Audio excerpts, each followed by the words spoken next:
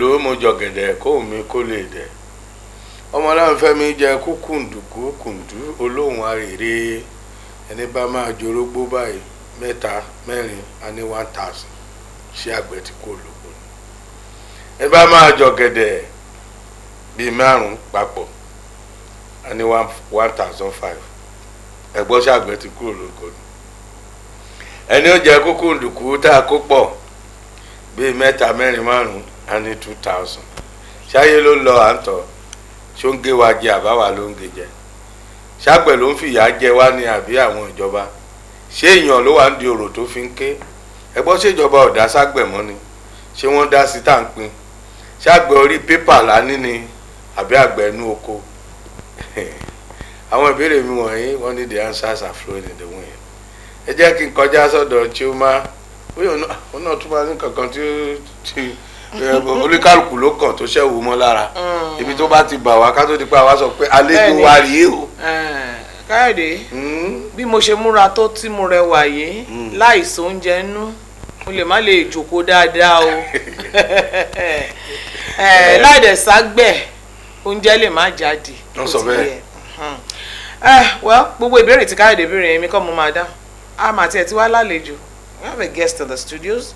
Ambassador Dr. Munilari Abayomi.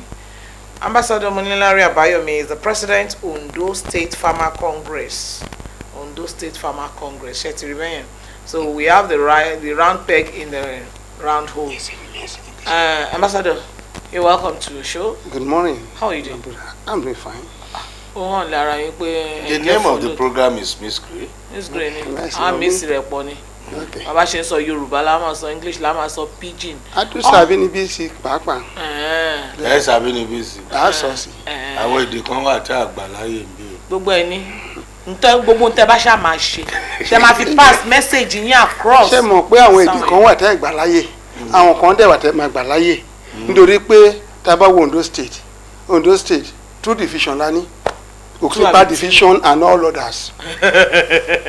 Jerry, ẹ̀yin Òkìtìpá ti tún dé nìyẹn o bẹ́ẹ̀ ṣe máa ń ṣe nìyẹn ẹ ti tún dé ẹ ti ẹ̀já fìyẹn lẹ̀ ẹ gbọ́ wọn lẹ́yìn ààrẹ Farmer Congress tó tọ́ ni àwọn parọ́ wọn yín. Bẹ́ẹ̀ ni atọ́kùn. Ẹ ṣọ́. Ààrẹ àwọn àgbẹ̀ l'Ondo State. sẹ́yìn lóko wa. Ẹni bá débẹ̀ ló lè sọ ló lè mọ̀ ló lè ròyìn. Ṣé orí iṣẹ́ ìṣàgbẹ̀ mi ò ṣàgbẹ̀ orí pépà màá tilẹ̀ sọ pé lọ́jọ́ kan ẹja ṣeré débẹ̀ kárí àìsí níbẹ̀ láì bá ní dá sí i nǹkan téèyàn bá dẹ̀ fojú rí a lè ròyìn fáwọn èèyàn. Ó dá àwọn wo ní Farmer Congress gangan kẹ́ tó máa jà rẹ lé wọn lórí.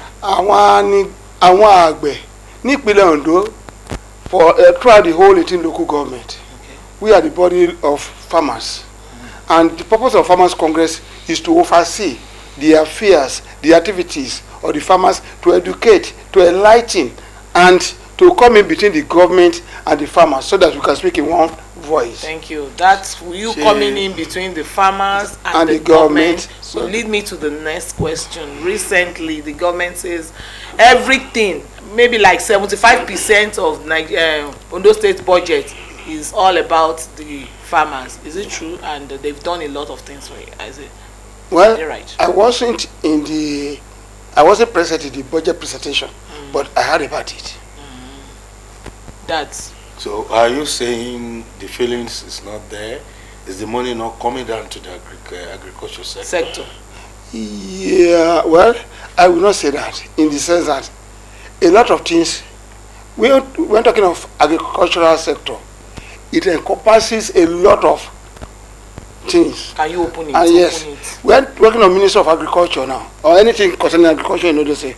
We have the Minister of Agriculture, we have OSAIC, we have ISA, we have FADAMA and so on. You know, Minister of Agriculture, under that we have LARIC. It's an umbrella for about 7 groups. You understand? And that money will not be spent by a single group. It has to be distributed all over. This question does not have A or B. Are you saying your own sector? Yeah. You don't have touch about this money. The government that is coming from the budget for Ondo State. I'm not saying I don't have it. We don't have a touch, but everybody cannot be affected. Everybody cannot be cannot participate or cannot see what actually comes out. Okay, let's leave the government and the money aside. Now, recently, òjò ti ń rọ̀. Àwọn ẹ̀fọ́ ti yẹ kó máa jáde. Àgbàdo yẹ kó ti tó báyìí. Gbogbo ẹ̀ ti ṣe. Ìjọba wá wọ́n ní pé àwọn fún yín ní seedlings láti gbìn. Bóyá ẹ̀yin president lẹ́dẹ̀ kó fáwọn ọmọọṣẹ́ yín, àwọn tó wà lẹ́yìn yín.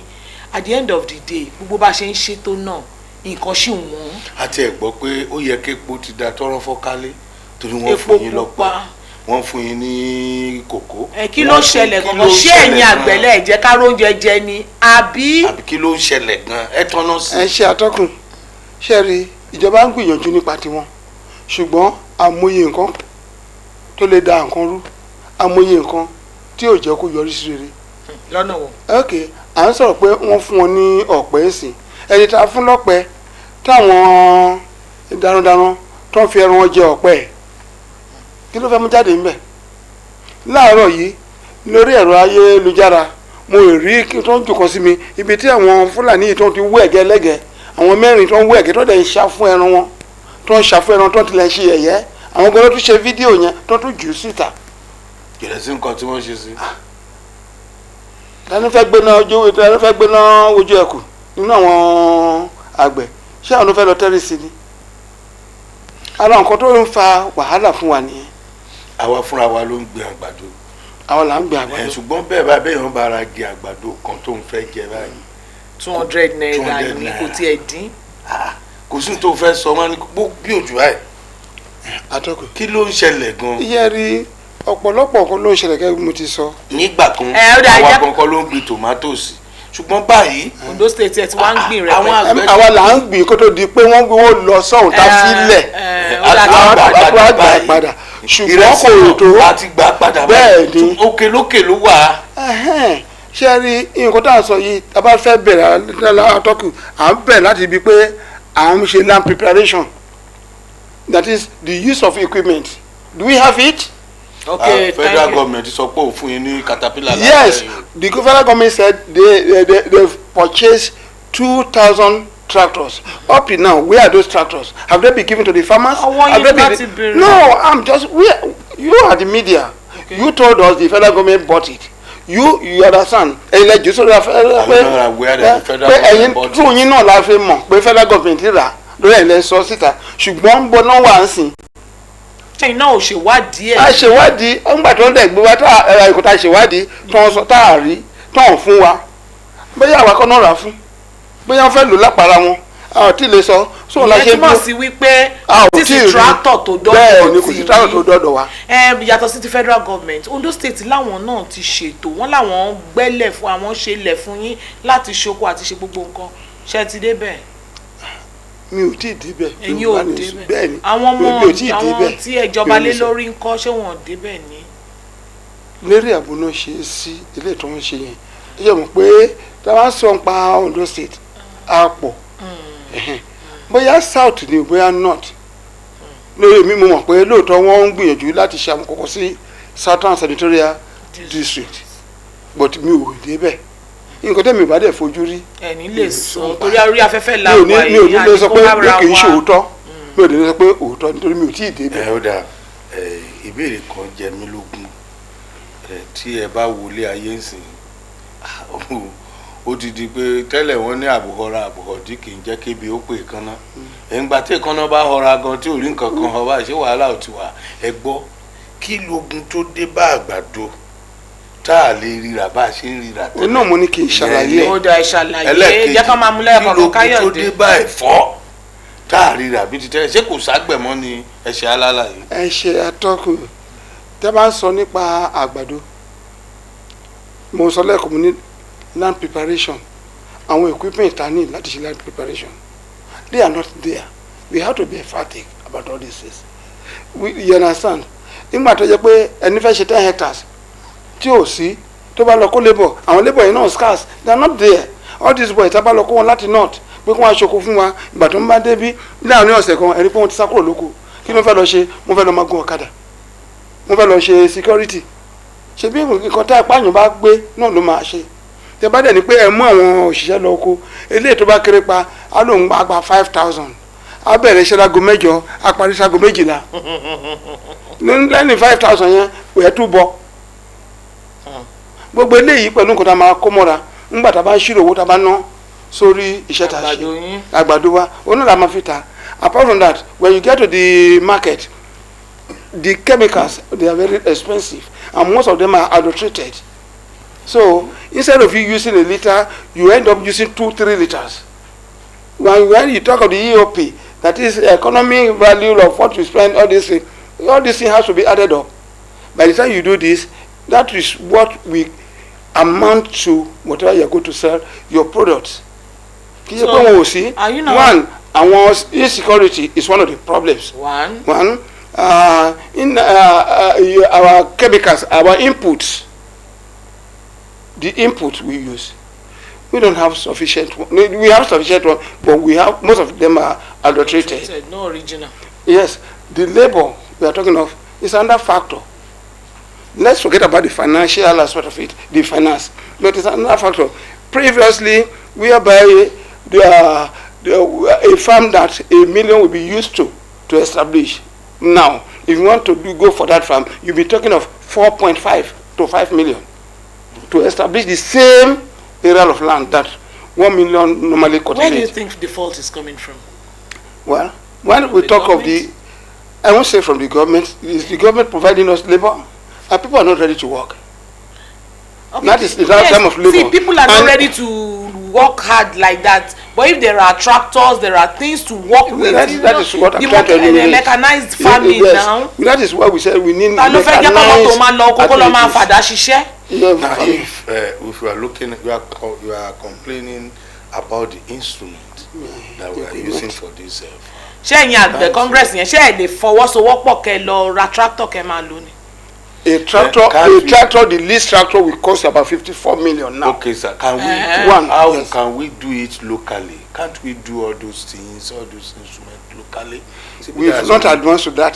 There are some people that fabricate many things in Nigeria. Those fabricated ones are hand tools. Okay. They are hand tools. We have all those hand tools, but they can only do little. Kékeré náà lè ṣe ń bẹ́ẹ̀. They can only do little. Ẹ jẹ́ ká kọjá sórí omi torí ẹni bá máa jẹja gbígbẹ báyìí ikú mọ̀tún abọ́ sí tòsí bí èèyàn bá rẹ̀ ti ń kọjá 50 ọdún ó dà gẹ́gẹ́ bí dókítà ṣe sọ pé ẹja gbígbẹ ni kó bá ṣọ̀rẹ́ ju ẹran ṣọ̀mùṣọ̀mù ṣé irinṣẹ́ ẹja ló tún wọ́n ni àbí ṣé wíwọ́n epo ni àbá ìrówó rà àbómi ti scarce. Okay. Ṣé àwọn tó wà lójú omi náà tó ń pẹja tàbí mélòó ni àwọn àgbà yẹn ti ń lo àwọn ọ̀dọ́ sí ò fẹ́ ṣiṣẹ́ wọ̀nyẹn mọ́ ńgbà tí ó ní tí kọ̀ǹpútà wọn wà tó lè fi ṣe ilé tó fẹ́ ṣe tó fẹ́ rówó òjijì àwọn wọn fẹ́ rówó òjijì ara nǹkan tó ń ṣe tá a fi ní lébọ̀ náà nìyẹn gbogbo owó òjijì ló ń wá kò sẹ́ni fẹ́ ṣiṣẹ́ tó lágbára mọ́ ṣe bí wọ́n lẹ jíǹsì tẹ wá síbí ẹtì mọ̀ gbàtẹ́ ti máa jí pé ẹ̀ ń bọ̀ ń bíṣẹ́ àwọn ọkọ̀ rẹ́dì wọ́n fẹ́ jókòó sínú yàrá wọn ò ní sùn mọ́jú wọ́n á ṣiṣẹ́ yẹn gbogbo kí ni yẹn. pẹ̀lú tá à ń sọ yìí kí ni future wa. That is it. Kí ni future It depends on each home. The future of this country depends on each home, not the government. You as a parent, you have to take care, handle your children, teach them the lost way, teach them the right thing, tell them this is not good, that is not good. The government cannot do everything for us. This is not good. Àgbàdo good, abi? No. No. You teach them morals, right? Yeah, when you teach them morals, they will go for. Okay. For example, I used to tell most of these youth, the essence of education is not for you to secure a job, but for you to be able to develop yourself. We have a lot of youths now in Akure here. Tó jẹ́ pé iṣẹ́ wọn ò relate ní farming or agriculture, but they are into farming now and they are making hell of money. They refuse to go the other way. So if each family, each parent should teach their children. There are schools of agrics. Yeah. And year in, year out, they produce graduates. So with these people coming into the society, are they not reproducing themselves? Yes. Then you that is their president. She inter-corny school. Agree, Moko. ẹ̀dẹ̀ padà síbẹ̀ Mo dẹ̀ padà síbẹ̀. kí ló wá dé táwọn tó kọ bíi tiyín tó jẹ́ pé táì ni wọ́n fẹ́ so lọ́fíìsì.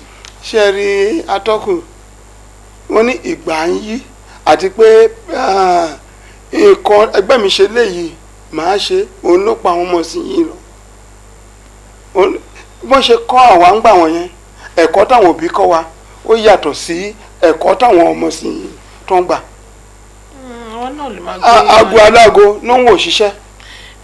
mo tún fẹ́ sọ̀rọ̀. ẹ jẹ́ sọ ṣèbárẹ́yàn tó jẹ́ pé ó sọ nígbà tí mo bẹ̀rẹ̀ iṣẹ́ àgbẹ̀ tí mo ń ṣe nínú ọ̀rẹ́ mi tó yẹ pé àwọn wáyé wá jayé èmi wáyé wá ṣiṣẹ́ nǹkan tó bó ṣe yé wọn sí nìyẹn bọ̀dí ìsìn èmi wáyé wá jayé àwọn wáyé wá ṣiṣẹ́ ni wọ́n wáyé wá bẹ̀bẹ̀ so àwọn gbogbo wọn tẹ́ bá jẹ́ káwọn èèyàn wá mọ̀ àwọn ọmọ wa mọ̀ pé ó lè le nígbà tó bá bẹ̀rẹ̀ but adùn ló kẹ́yìn ewúro. kí ló ṣàwọn tó kọ́ àgíríkì tí wọn ò ṣe mọ́ ṣe bẹ́ẹ̀ gbàbẹ̀ kọjá.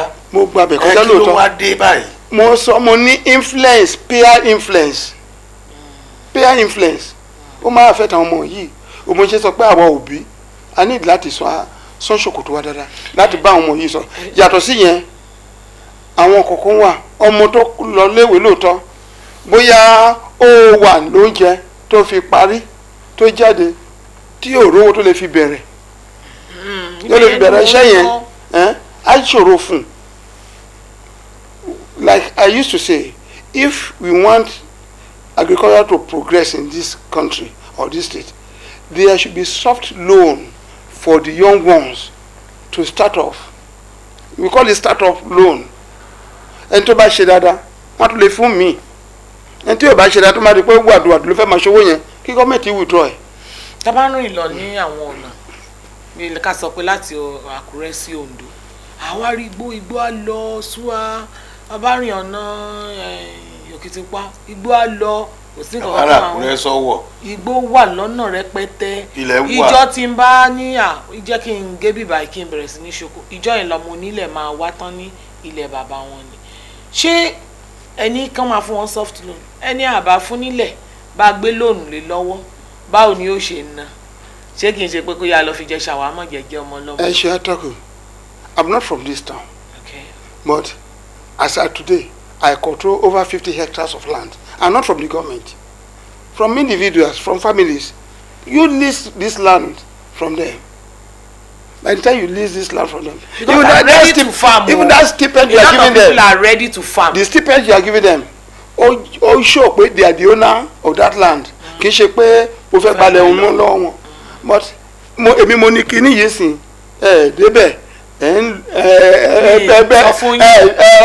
dédé ọ̀pẹ ẹ̀yọ̀ gbá sí ẹ̀mùtẹ́ bá ń bẹ̀ ẹni tó dẹ̀ ṣọ́ọ̀fẹ́ lóru ni. ó dáa bá ń ṣe ń wò wá ìbá ọ̀pọ̀lọpọ̀ ló fẹ́ dáko bẹ́ẹ̀ ṣe ń sọ ìbá ó wù wọ́n ṣùgbọ́n kò sí bọ́n ṣe ibi tán fẹ́ dá sí kí náà lè ṣe. eléyìí tó bá mọ̀ pé ò ní interest tí ò rí ibi tí ò rí lẹ̀ kó kàn sí wa. kó máa bọ̀ ní farmers congress. ọ̀pọ̀lọpọ̀ lábáwálẹ̀ a wà ní opposite Women Affairs Commission. Lákùrẹ́ ń bí ok mo wà Lákùrẹ́ ń bí ṣe àpò mò ń dáko lọ́wọ́. bẹ́ẹ̀ni gbogbo ẹ̀ náà là ń sọ kò síbi tó ń wà tá a lè bá wọn wá à á so wọn mú àwọn tó máa bá wọn wálẹ̀ nítorí ìṣe local government ní Ondo State Farmers Congress ní aṣojú sí tó ń láwọn èèyàn sí tó ní ìṣe local government chairman wọ́n ní ward chairman. ìyẹn gbọ́ náà àwọn kan máa ń kún káàkiri nílùú ẹ̀tàn mọ́lẹ̀ sí ibi tá a wà gbàgbà wálé àná wọ́n ní owó tó bá ń tọ̀dọ̀ gọ́fìmẹ̀ntì ń bọ̀ tó bá ti ń láǹdì báyìí bó níbẹ̀ sí ń pín ẹ̀yin lẹ́ ń ṣá. owó kọ̀ọ̀kan ọ̀tọ̀dọ̀ gọ́fìmẹ̀ntì bọ́ sọ́dọ̀ wa o. ó ní ti treasurer. Ondo State Farmers Congress kò sí owó tó ń tọ̀dọ̀ gọ́fìmẹ̀ntì bọ́ sọ́dọ̀ wa. Okay. Now let's go like this ẹ̀yin Farmers Congress ẹ sọ lẹ́ẹ̀kan ẹni kẹ́ educate àwọn èèyàn ẹni kẹ́ sọ fáwọn èèyàn bẹ́ẹ̀ tún ṣe sọ pé bẹ́ẹ̀ lè bá wọn wá nǹkan torí ọ̀pọ̀lọpọ̀ ló ti retire báyìí. Not tired tó ń wò pé kí ni kí n tún ṣe ọ̀pọ̀lọpọ̀ bọ́n ṣe ń wò wá yìí tó ń lọ ṣe program yìí ṣe wà kì í ṣe pé kákan wà á béèrè ìbéèrè nìkan bọ̀ kí ni ọ̀nà àbáyọ báwo la ṣe fẹ́ secure future wa kó má di wípé èèyàn máa wà nù yàrá wọn á ní kí ló ṣe wọn lébi ló pákó ẹ ti mọ orúkọ bẹ́ẹ̀ yẹn kí lẹ̀ ń ṣe gangan àti pé báwo làwọn èèyàn ṣe lè dọ́dọ̀ yín àti pé báwo lè ṣe lè ràn wọ́n lọ́wọ́. ẹ ṣe àtọ́kù until people realize that there is threshold in farming before they will show interest. If the interest is not there, kò sí bọ́n gbé millions níyàn lọ́wọ́ á fi ṣòfò ni. But if you have that interest, that passion for farming, even if you are given little, you will utilize it efficiently. bóyá kẹ́ sọ fáwọn èèyàn yẹn gan fèsì wọn dáadáa kẹ́ máa sọ fún wọn. So eléyìí ẹni bá nífẹ̀ẹ́ sí tó bá lọ́kọ̀ àti ṣe tó bá wá àáfún ní ìdánilẹ́kọ̀ọ́ àkọ́kọ́ iye tó bá nígun la fi fún ní ìdánilẹ́kọ̀ọ́ ibi tó ti lè bẹ̀rẹ̀ ẹlòmíì bóyá 50,000 àti pé nǹkan tó lè fi 50,000 yìí ṣe tó lè yọ orí sí rere. ó lè ṣe owó nìkan. náà mò ń bọ̀ àtọ́kùn. ẹ jẹ́ kán ṣàlàyé ẹ jẹ́ kán ṣàlàyé náà ilẹ̀ dákọ̀ 50,000 ẹ̀yà mi ń jà. So at least ẹni wọ́n ní àìlápá làdá òmù ẹni bá lè ṣán bí yàrá bí ilẹ̀ ilé kan á mú nǹkan jáde ń bẹ̀ tó bá lè ṣe gbogbo nǹkan kọ́ lówó eléyìí tó bá ṣe tó bá nílẹ̀ àmọ́ nílẹ̀ báyìí o mo fẹ́ gbìn nǹkan sí tó dẹ̀ mọ̀ pé kí ló fẹ́ gbìn sí tó o bá ní irúgbójá ẹ̀fọ́ ló fẹ́ gbìn tàbí sí a máa ń fún ẹ̀kọ́ mi bí màá ṣe gbìn. yàtọ̀ sí pé à ń kọ́ yín a tún fún yín pé ẹ lọ́wọ́ ọ̀gbìn à bá yín bójútó à bá yín bójútó lọ́dọ̀ farmers congress ń ṣe nìyẹn o. à ń ṣe a máa ń pè wọ́n jọ à fún onídàánilẹ́kọ̀ọ́ ọ̀nà tuntun báyìí ló jáde o eléyìí tá à ń ṣe tẹ́lẹ̀ yẹn tó ń yọrí síbi eléyìí àti tó rí mìíràn improved varieties of seed improved technology and so on a máa ń jẹ́ kí àwọn èèyàn kan mọ̀ and even gbàdúgbà tó ta how do you market your product báwo ló ṣe fẹ́ ta níbo ló máa tà sí tó ní bojú ẹ̀ mọ́lẹ̀ lórí àwọn ìyá lọ́jà ló máa ń bojú àwọn àgbẹ̀ mọ́lẹ̀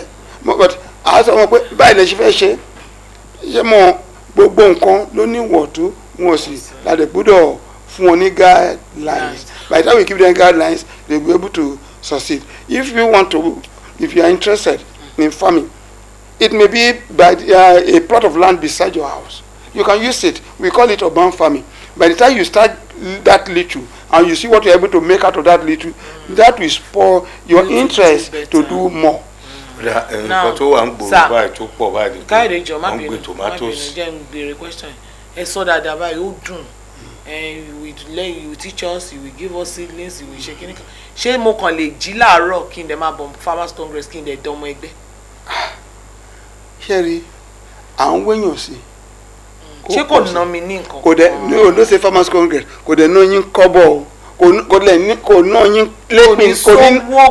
yín lónìí ní ọmọ ẹgbẹ́. kò sí owó ọmọ ẹgbẹ́ à á fún yín ní fọ́ọ̀mù láti mú ibi tẹ́ ọ̀fẹ́ ní fọ́ọ̀mù. bẹ́ẹ̀ni báwo lẹ ṣe wá ń jèrè. kì í ṣe rẹ we are not profit oriented association we are to you understand. ó ti yé mi. kì í ṣe pé bóyá à ń ṣe láti. torí àwọn èèyàn mi farmers congress àmọ́ bí mo ṣe fẹ́ join àmọ́ bí a ṣe ṣe òkìní kan ó ní mo ṣe ní kẹ́ ẹ ṣàlàyé. tó bá jẹ́ olórí farmers congress o gbúdọ̀ ṣetán láti ná owó tiẹ̀ fún ọmọ ẹgbẹ́ láti ṣe àṣeyọrí. nítorí ńgbà tí tó bá wà níbì kan tí ò bá sí àṣeyọrí ńbẹ̀ kí lèyìn jẹ́ olórí fún but nígbà tó bá jẹ́ olórí yẹn orúkọ rere tó filẹ̀ yẹn ó máa tọ̀ ẹ́ lẹ́yìn. ọ̀dà ó ní ìlànà ẹni tí ó gbìn ṣù ẹni tí ó gbìn gbàgùdà ẹni tí ó gbìn ọkà bàbà ṣùgbọ́n mo rí i pé láyé òde òní ohun táwọn èèyàn gbìn jù báyìí bóyá yẹn ló tún jáwó jù ó ní tomatoes. òun ló ń jáwó. ó ń jáwó lọ́wọ́. ó ń jáwó lọ́wọ́. ọ̀dà kí la ṣe ń bẹ̀rẹ̀ èló là ń níta ìbẹ̀rẹ̀ ilẹ̀ wo la lè ṣí sí. kò sí iye téèyàn ní tí ò lè fi bẹ̀rẹ̀ tòmátò ṣe bí ọwọ́ èkó tó bá ṣe mọ́ láfi orin so tó bá jẹ́ pé half plot of land lẹ́ni lẹ́bàá lẹ́yìn ẹ lè bẹ̀rẹ̀ láti bẹ̀. bí o tẹ̀ pé náà mo ní kátìlẹ̀ nípa ẹ̀ bá lẹ́yìn ìyẹ̀mọ̀ tí ò fẹ́ rí jìnnà bí ẹ̀ tilẹ̀ tó yẹn ìyẹ̀mọ̀ kékeré tẹ bá níyẹn ìgbà tẹ bá ti ṣánko ká tó di pé ẹ ṣánko ẹ ti bà tòmátò tẹ fẹ́ gbìn èso tòmátò tẹ fẹ́ gbìn ẹ ti bà. ṣé mo lè ra lọ́jà kí n bá àbò nílé tí mo gbọ́dọ̀ bá. ẹni bá fẹ́ ṣe àṣejèrè á wojú olówó bọ̀ tó bá jẹ́ pé àṣejẹ tẹ bá ra lọ́jà tẹ bá àwọn ilé tó ń ṣe lọ́jà tẹ bá bà kò ṣe kankan ṣe bí ẹ fẹ́ jẹ́ ni but tó bá jẹ́ pé ẹ fẹ́ dìídì fi ṣiṣẹ́ wò ẹ fẹ́ bẹ̀rẹ̀ pé kí n ó dà bẹ̀rẹ̀ ẹ lọ sí bẹ́ẹ̀ ni ẹ lọ sí seed store. ṣé ìjọba lónìí yẹn. irọ́ àwọn aládàáni màá kí ni màá ní mo fẹ́ rà ń bẹ̀. ẹlẹ́fẹ́ ra tòmátò èso tòmátò wọ́n wá oríṣiríṣi ló wà mẹ́ wọ́n wá bí yín ìbílẹ̀ fẹ́ lórí àwọn kan wà tó jẹ́ pé rainfed ni open pollination ni we call it OP àwọn kan dẹ̀ yóò ní pé ẹ̀ ń fún lédò àwọn kan dẹ̀ wà ẹ̀ gbọ́dọ̀ fún lédò ṣe é dasán. èwo ló rọrùn bẹ̀rẹ̀ jù. kò sí eléyìí tí ò rọrùn àtọkùn. ara àwọn ẹ̀kọ́ tẹ́ máa kọ́ wa tá a bá wá nìyẹn o. eléyìí tí ò lédò yẹn kò ní wàhálà tó eléyìí tó lédò tó ń fèdò sí bọ̀dé eléyìí tó ń fèdò sí tẹ́ bá dẹ̀ ṣe dáadáa ó ń jáwó ó ń jáwó lóòótọ́ ni ṣe pé kò fara pọ̀ sọ pé ó ń jáwó. bẹ́ẹ̀ ni ó ń jáwó. ṣé nínú farmers catholic ẹ̀ máa lọ torí àkókò wa a rí wípé future wa ó ń mì díẹ̀díẹ̀ tí ọ̀pọ̀lọpọ̀ wa bá padà lọ sóko tá a bá padà ṣùgbọ́n kò easy báyìí ọwọ́ tá à ń wò yìí àti ìfiṣọ́kù kò rọrùn mọ́ ẹ̀yìn gan ti ń tẹ̀ gbogbo ẹ̀ ti ń ṣe kí ilẹ̀ wa rò wípé a lè ṣe tí ìjọba lè ṣe tí àwa fúnra ara wa lè ṣe okó sì wù mí gan o ní tèmi o ó wù mí kí ilẹ̀ wa rò pa a lè ṣe torí ọ̀pọ̀lọpọ̀ náà ló ń wò wá tó yẹ pé wọ́n ti lẹ́yìn ìfẹ̀yìntì báyìí kí ló yẹ kí n wá ṣe àtàwọn tó ṣe ìjáde gan tán fẹ́ ṣiṣẹ́ oko. tá a bá fẹ́ kí future wa kó má blame on agriculture the government has a lot to do. kójó.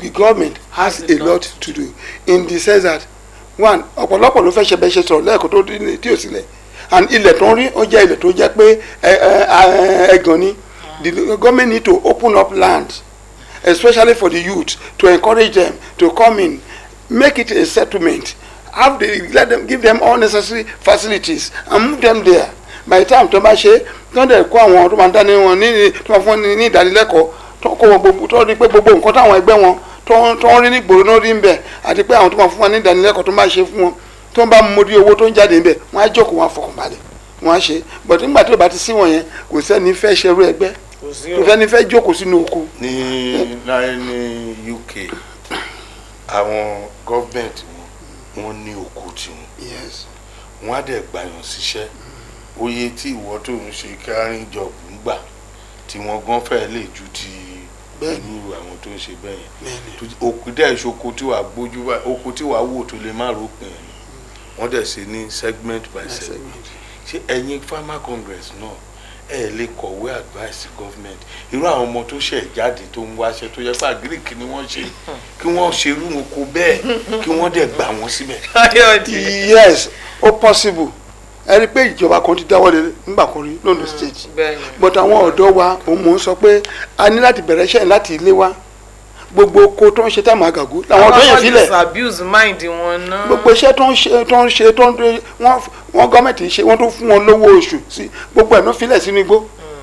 owó yẹn ò tó wá jẹ ni. no wọn gọ́ọ̀mẹ̀ntì ti ṣe oko yẹn. ẹ mú lówó yẹn owó tẹ̀ ń fún wa yẹn ò tó wá jẹ. wọ́n fún wọn lówó yàtọ̀ sóko yẹn owó tẹ̀ máa fi lọ tẹ́ bá máa fi mẹ̀tẹ́ lára yẹn but àwọn ọmọ yẹn filẹ̀ sínú igbó so mo ṣe pé a ní ìdánilẹ́kọ̀ọ́ yẹn láti bẹ̀rẹ̀ láti inú ilé kọ̀ọ̀kan àti pé kíjọba kọ́ nípa níléèwé kọ̀ọ̀kan pé iṣẹ́ àgbẹ̀ yìí wọ́n gbúdọ̀ máa ṣe. akókó náà ti gbà wà níléèwé. ìgbà tó bá sọ pé general study GS tó ń ṣe ní school let it be.